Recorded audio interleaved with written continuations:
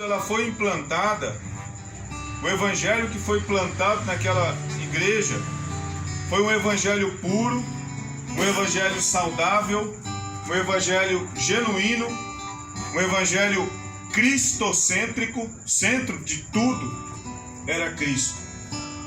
Mas o apóstolo Paulo não viveu em Gálatas, ele implantou. E depois dessa igreja ser implantada, o apóstolo tomou outro rumo e seguiu outros caminhos. E ele treinou obreiros, ele discipulou pessoas, ele deixou ali uma congregação, vamos dizer assim, um setor montado na igreja de Gálatas. E deixou ali presbíteros, deixou ali obreiros responsáveis por aquela obra. Entretanto, essas pessoas que ficaram responsáveis e outras que vieram depois, elas começaram a implantar na igreja de Gálatas uma mistura de lei e uma mistura de graça. E não era mais uma igreja cristocêntrica, não era mais uma igreja em que tinha Cristo como foco, como propósito principal. Ela era uma igreja que agora estava voltada para o legalismo. O que é legalismo? É observância de rituais, observância de festas.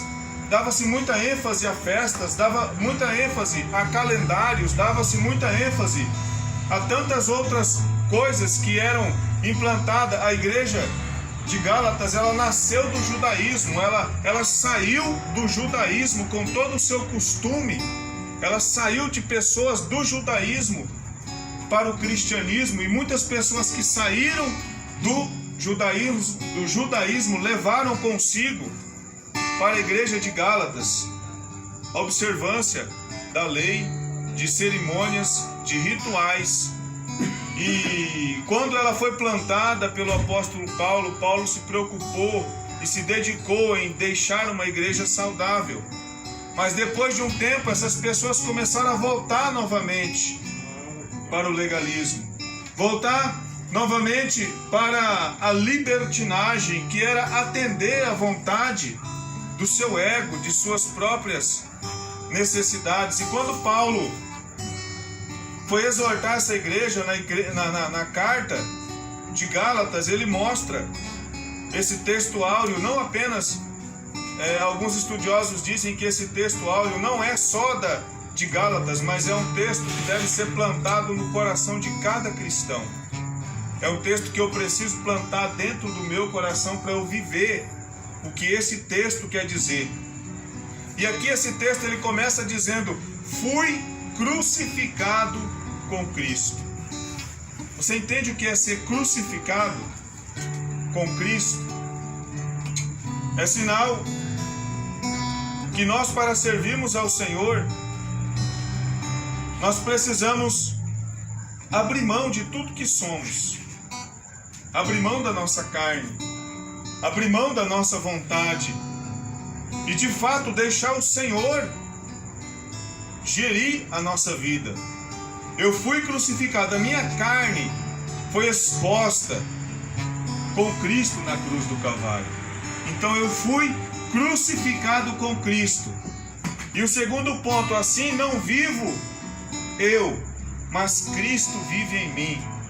A partir do momento que nós colocamos a nossa vida à disposição do Senhor, nós estamos dizendo: Senhor, não vivo mais a minha vida, não faço mais a minha vontade, não cumpro mais os meus desejos, porque agora vive em mim, dentro de mim, o Senhor. Eu não posso mais atender às minhas vontades se elas estiverem à frente das vontades de Deus. Eu não posso atender às minhas vontades, eu preciso atender às vontades de Deus.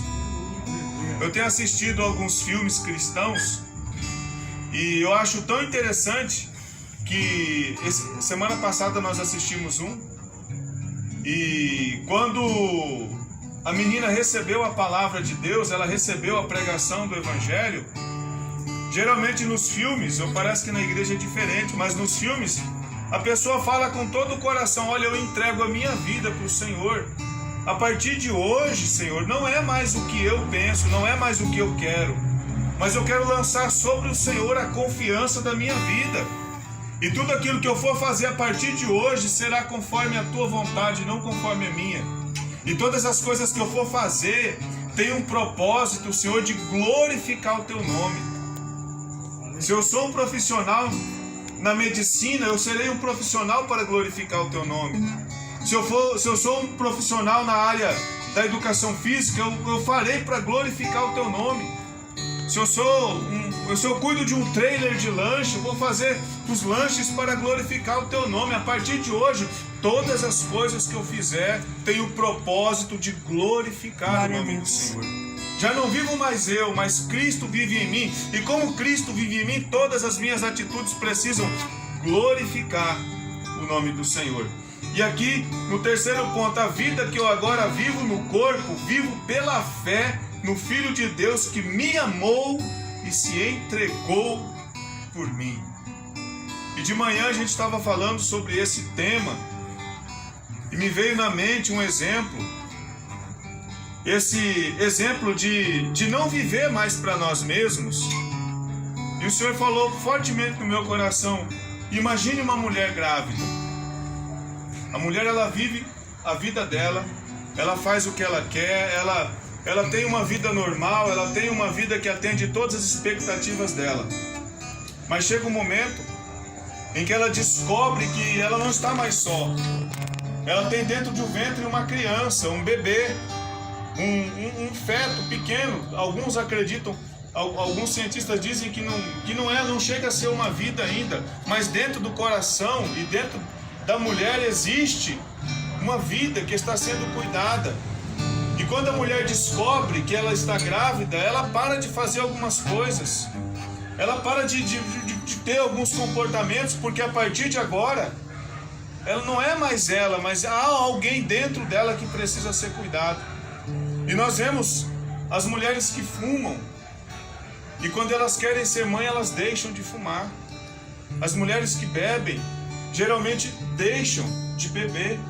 As mulheres que praticam algum exercício físico, que fazem algo perigoso, quando elas descobrem que elas estão grávidas, elas deixam de fazer. Por quê? Porque elas precisam cuidar daquela criança.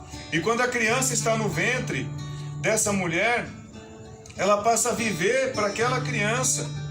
Às vezes a mulher come coisas que ela não gosta, mas porque é saudável para o bebê, ela come. Ela deixa de fazer coisas que ela gosta, mas é saudável para o bebê, então ela faz coisas que ela não gosta para cuidar daquela criança. Ela muda toda a rotina dela. E o centro da vida de uma mãe não é mais a vida dela, mas é a vida da criança que está no ventre. E quando a criança nasce, o centro da vida não é o esposo naquele momento, o centro da vida daquela mulher é o filho. Ela se preocupa em trocar, ela se preocupa em amamentar, ela se preocupa em conhecer o choro daquela criança, ela se preocupa em saber qual é a posição que a criança dorme, que fica melhor. Ela se dedica a tudo, ela muda o quarto, ela muda a sala, ela muda a cozinha, ela para com os barulhos, ela muda tudo em casa. Por quê? Porque tem uma criança naquele lugar. Ela não vive mais para ela. E olhando para a história de mães, eu vejo o exemplo assim mais significativo que eu pude ver. É o exemplo de Maria, mãe de Jesus. E eu fiquei imaginando Maria quando recebeu a notícia do anjo que ela seria mãe. E ela se alegrou e ela disse: faça de mim conforme a tua vontade. E o anjo se foi e Maria se achou concebida. E aquela criança começou a crescer no ventre da Maria. Interessante, irmãos, que Maria era uma mulher jovem, era uma mãe de primeira viagem, não tinha experiência, não tinha um marido do lado dela, porque José tinha apenas um compromisso. Até José intentou deixá-la, mas ele foi orientado pelo anjo e ele voltou e assumiu a responsabilidade. E eu estava imaginando como que foi a vida de Maria. Ela recebeu uma palavra de Deus, uma promessa de Deus. Ela recebeu um anjo que disse a ela que ela teria um filho.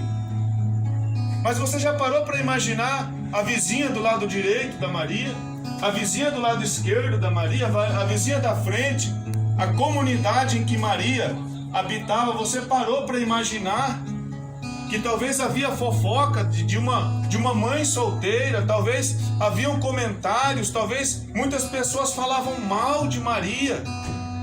E provavelmente eu imagino que a mente dela ficou a mil.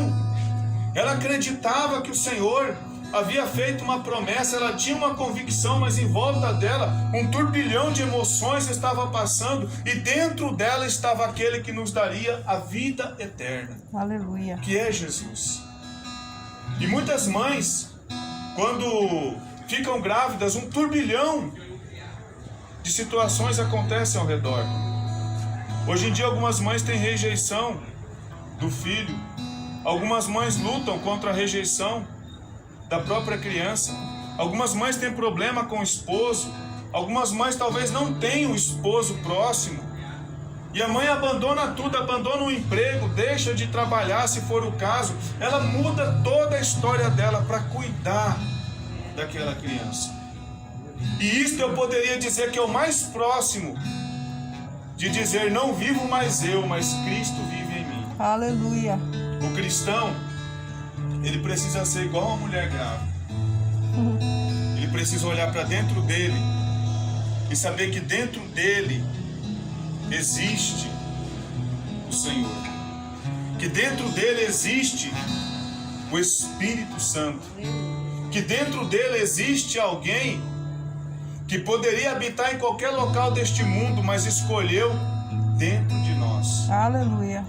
No começo nós sabemos que a presença de Deus habitava em uma arca. Depois a presença de Deus começou a habitar em tendas. Depois a presença de Deus começou a habitar no primeiro templo, construído por Salomão, maior que já existiu. Depois a presença de Deus passou a habitar num templo menor, construído por Zorobabel, depois do cativeiro da Babilônia. E depois daquele templo, naquele momento, o Senhor disse que a glória daquela casa seria maior do que a da primeira.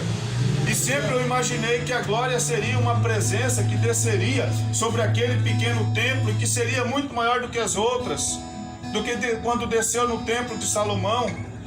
Mas o Senhor falou ao meu coração esses dias que a glória da última casa foi maior porque Jesus pregou na última casa. Aleluia. O último templo, que era menor, lá em Jerusalém, Jesus andou por ele, Jesus fez milagres naquele local. Jesus viveu naquele local ele expulsou cambistas. Naquele local ele tocou as pessoas que faziam negócio no local, na porta do templo. Aquele pequeno templo recebeu a presença do Senhor. Glória a Deus. Mas depois que Jesus, próximo de morrer, ele disse: olha, eu não vou deixar vocês sozinhos. Eu vou enviar outro Consolador.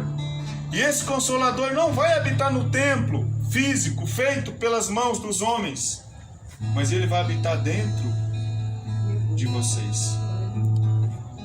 Esta terceira pessoa da Trindade, o Espírito Santo, ele vai habitar dentro de nós. No vaso de barro existe ouro, cobre, todos os tipos de metais preciosos. Mas Deus olha para nós como o Senhor fez quando criou o homem. Deus criou o homem do barro, do pó.